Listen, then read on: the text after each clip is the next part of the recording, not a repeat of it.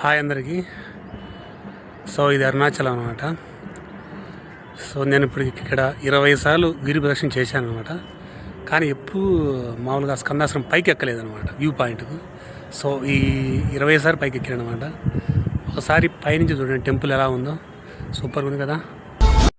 So ఇది కార్తీక మాసంలో ఇక్కడ కార్తీక దీపం కూడా వెలిగిస్తారనమాట పైన. చాలా బాగుంటుంది విజువల్గా చూడడానికి కూడా. చాలా అంటే చాలా బాగుంది కదా, చూసేయండి అంతా చాలా బాగుంది కదా.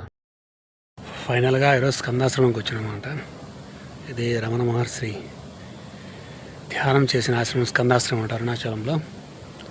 చూద్దాం, చూసి దర్శనం చేసుకొని ఆయన ఆశీస్సులు తీసుకొని వెళ్దాం ఇక్కడి నుంచి. సో ఇక్కడ లోపలికి పర్మిషన్ లేదు కదా మన కెమెరాకు, అందుకు ఇలా ఉందన్నమాట. సో స్కందాశ్రమం బయట నుంచి ఎలా ఉంటుంది అనమాట, విరూపాక్ష గృహ అనమాట. సో స్కందాశ్రమం కింద ఉంటుంది, మెయిన్ టెంపుల్ ఫస్ట్ ఇది వస్తుంది. సో విరూపాక్ష గృహ, ఇక్కడ ధ్యానం చేసుకోవడానికి చాలా బాగుంటుంది, చాలా అద్భుతంగా ఉంటుంది. సో విరూపాక్ష కేవ్స్ అనమాట అవి.